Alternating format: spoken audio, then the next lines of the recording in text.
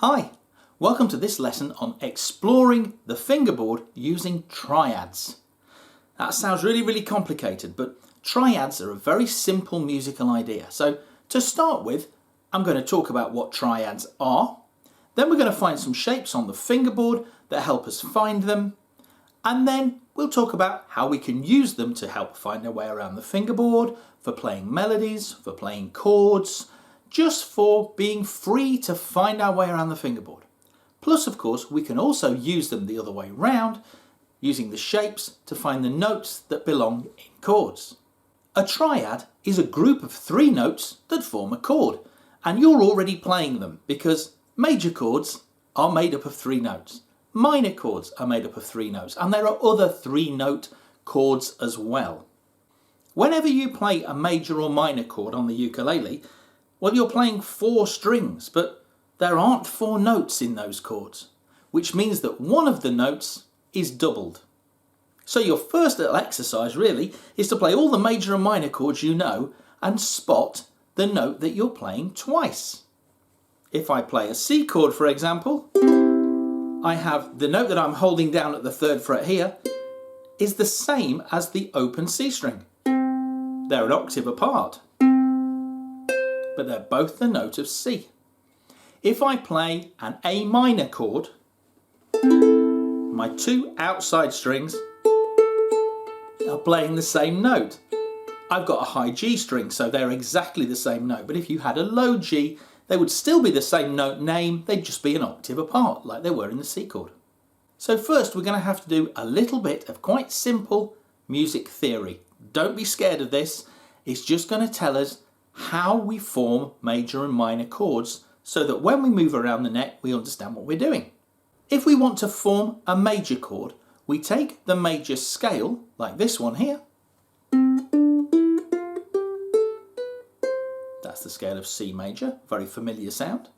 And we take the first note, then we miss one, then we take the 3rd note, and we miss one, and then we take the 5th note, the 1st, the 3rd and the 5th.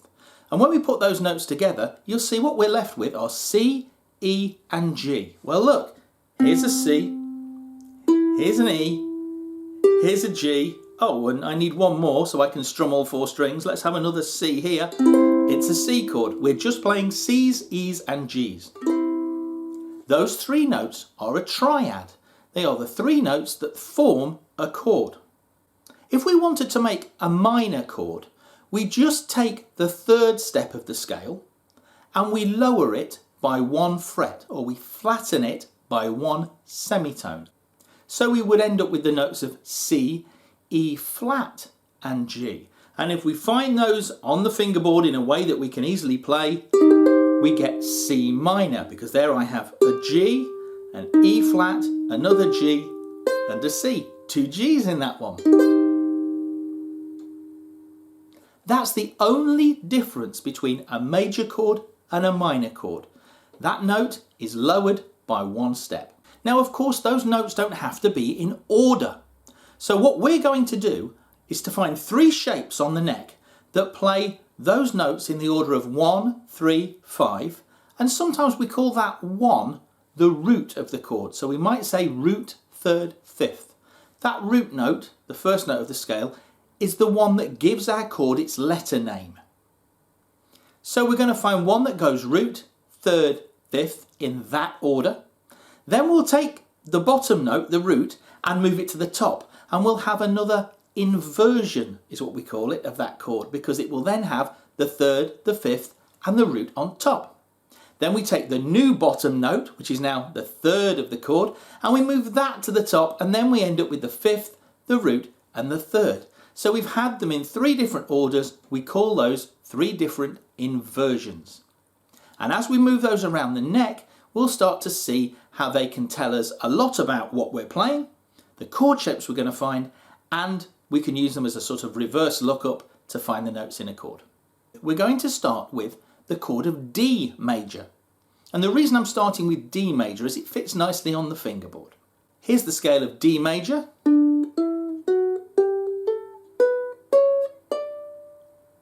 So if we want a D major chord, we take the 1st, the 3rd and the 5th, and we end up with a D, an F sharp, and an A.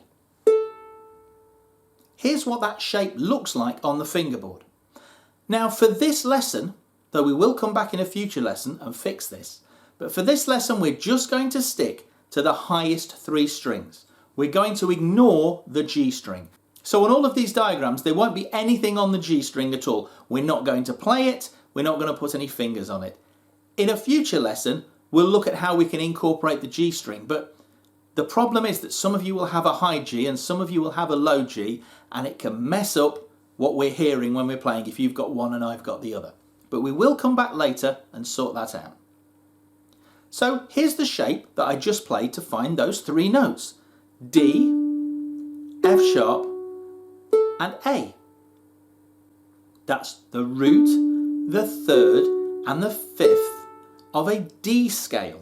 And of course that does look remarkably like our D chord if we were to bring in the G string. Looks very much like our D chord shape. Let's find those 3 notes somewhere else on the neck, but this time instead of starting on the D we're going to find the F sharp, then we're going to find the A, and then the D that was on the bottom has now been moved to the top. Here we go. F sharp we can play at the 6th fret of the C string. A we can play at the 5th fret of the E string,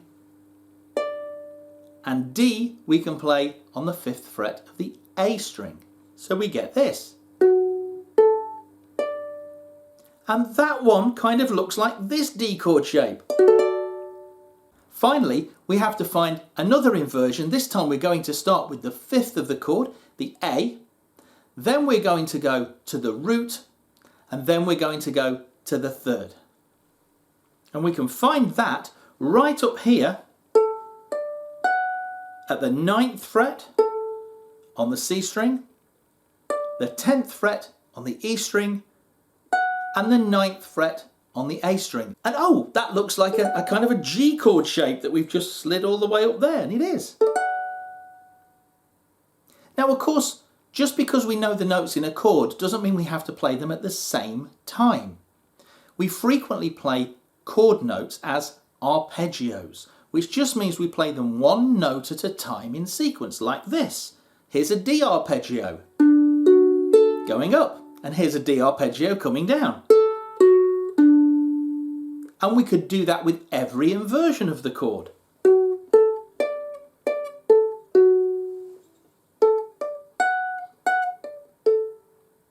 And in fact, we can link all of those inversions together.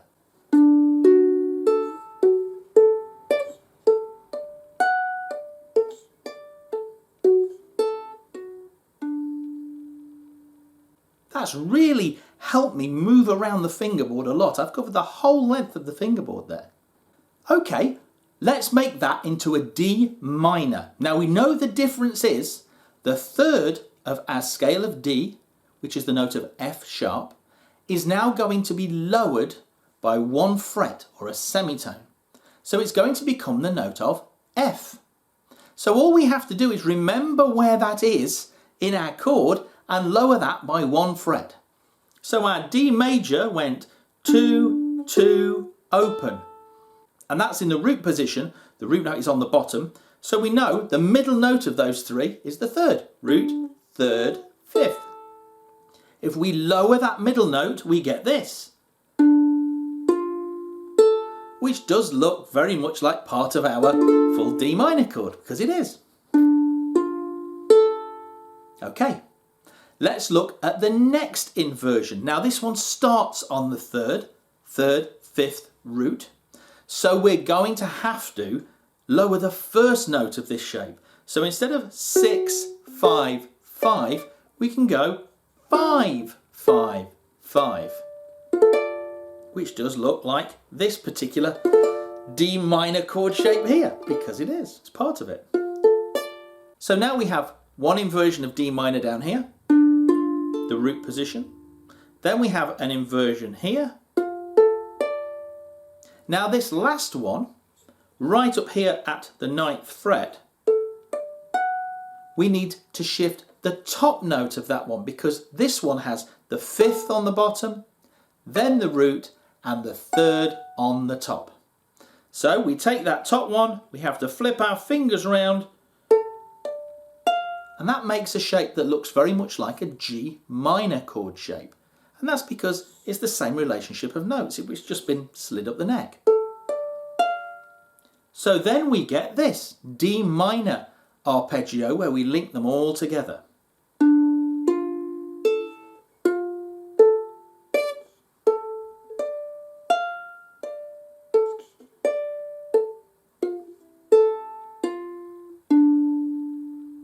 Everything I've just played is a D, an F or an A, and all of those notes will fit over a D minor chord.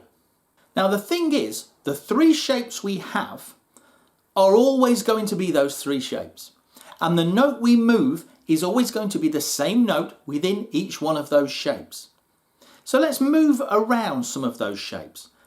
The most important one really to start moving around is that D, because it has an open string in it, which can mess with how we see a shape.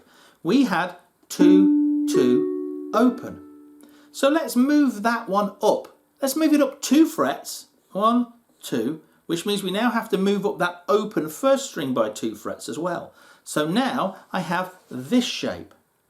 That's on the 2nd fret, and these two are on the middle 2 strings at the 4th fret.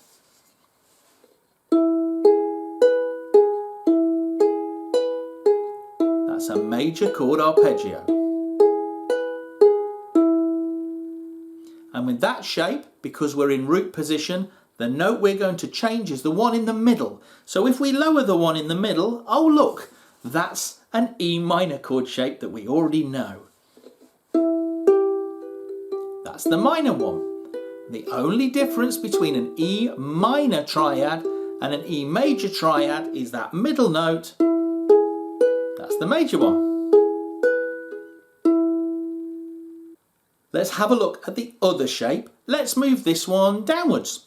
So we had 6, 5, 5, which was D major, 3rd, 5th, root.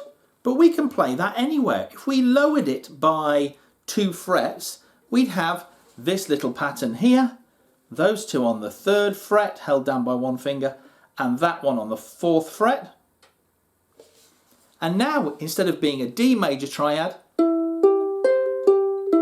it would be a C major starting on the 3rd of the chord. And if we wanted a minor, we'd lower that 4th fret. And look, that looks like our C minor chord shape. And that one that we had right up here, well, that looked like a G chord. So let's take that one all the way down until it is a G chord. And then we can see the difference between a G and a G minor is simply lowering this note in that shape. Major, minor. Now some of this might seem obvious. If you've already played a G major chord and a G minor chord, you already know those shapes. You might know all of these shapes. What you might not have done is thought about what the notes are doing in each one of those shapes. Now you don't have to know what the notes are in a chord, but what's useful is if you can recognise which note in a chord is the one you have to change to make another sort of chord. This lesson teams up really well with my lesson on how to find all the notes on the fingerboard, which I'll put a link to here. And that one, combined with this one, can really open up the fingerboard for you to be finding your way around, learning the note names, finding little chord shape patterns that you know will work but are higher up the neck. You might be playing a melody or taking a solo, and it'll really help your confidence when you're doing that. Now, everything we've done so far has had 3 notes on 3 strings. You can, of course, play all of these triads on 1 string. I could play a root, a 3rd and a 5th all on 1 string. I could find the notes anywhere I want. We've stuck with keeping them on 3 different strings because it just helps us visualise which is the lowest, which is the one in the middle, and which is the highest one on any of these shapes.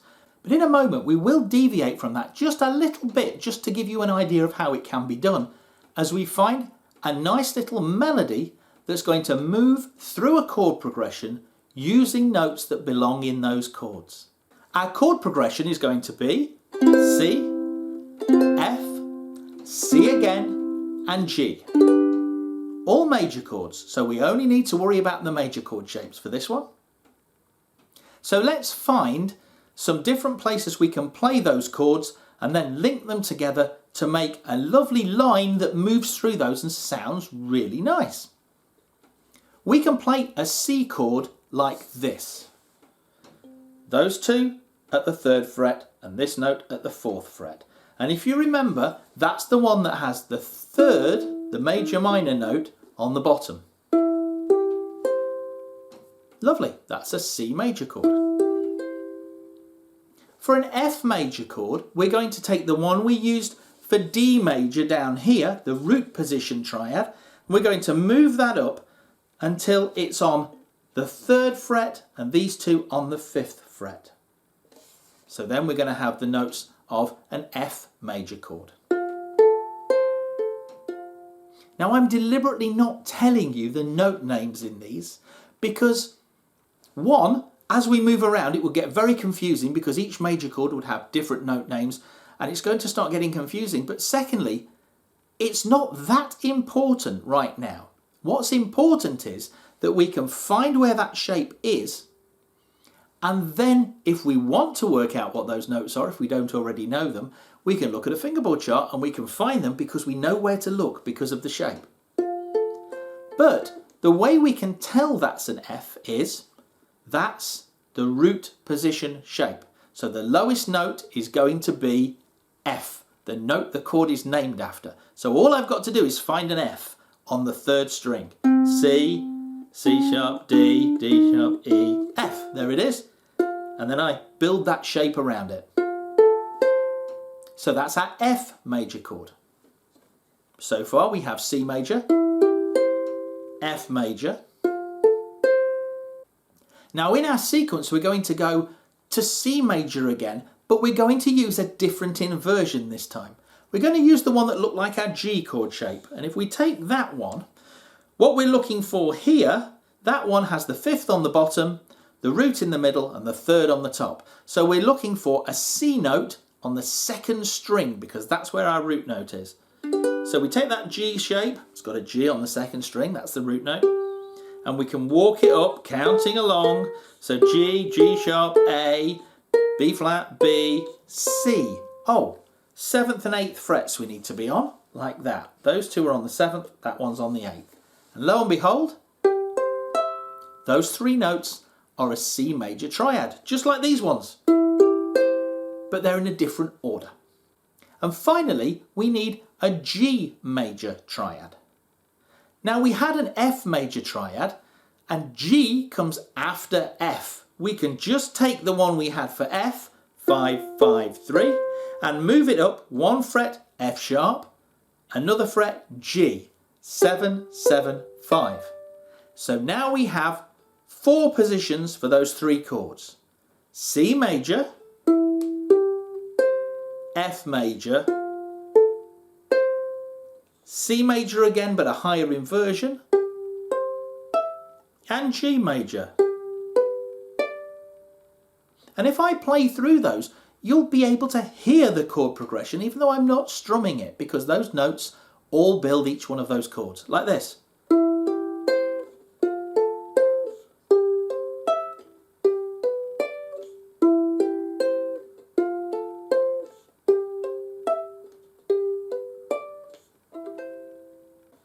Now what I'm going to do is I'm going to try and link them together a little bit more so that I'm playing a note on every beat.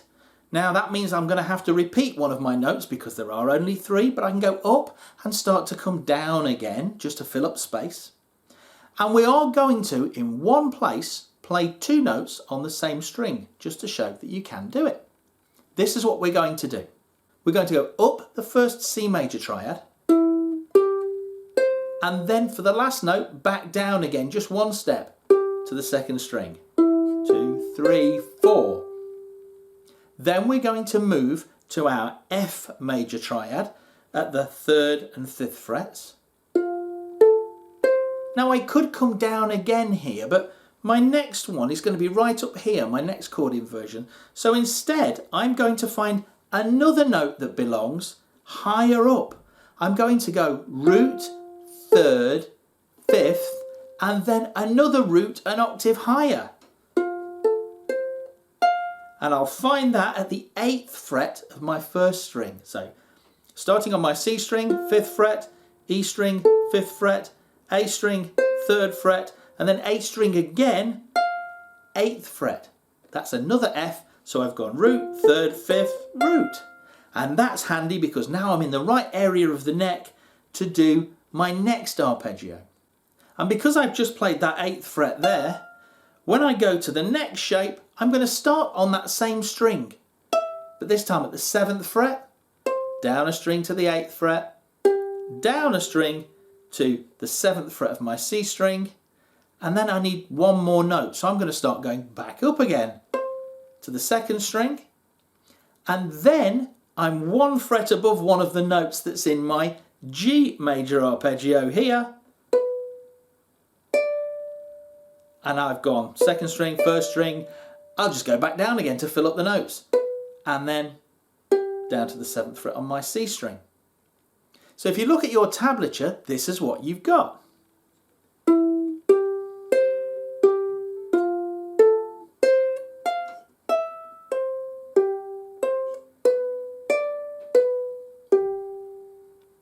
We've created a really nice smooth melody that just uses the root, the 3rd and the 5th of each one of those chords.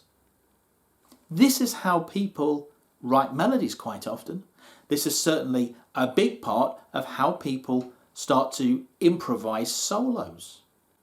It's also a big part of how we map out the neck to find notes that belong in chords, because apart from those 2 notes on one string, we could strum those 3 chords: C major, F major, C major again, G major.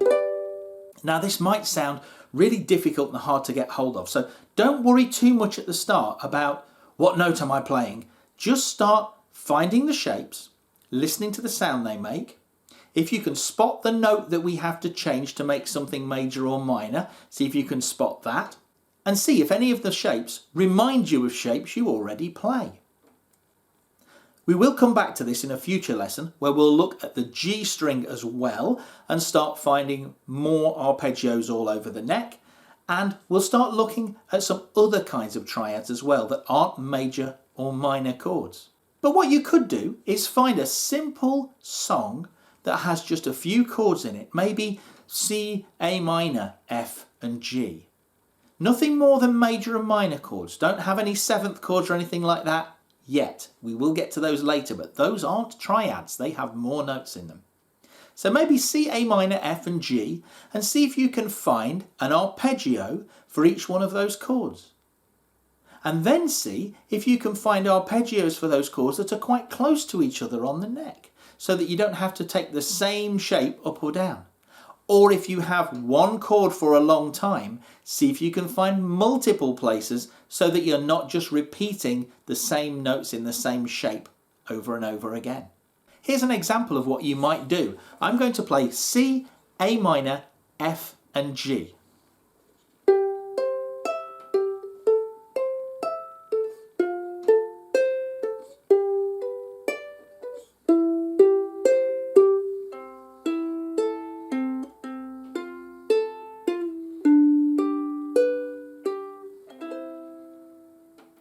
And I didn't plan that out. I just found ones that I know and linked them together in similar areas on the neck. It sounds really nice. It's a great way to play with people who are strumming the chords, and it's really opening the door to being able to improvise and take a solo and just play whatever you want to play all over the neck. I hope you've enjoyed this, and I'll see you again soon. Bye bye.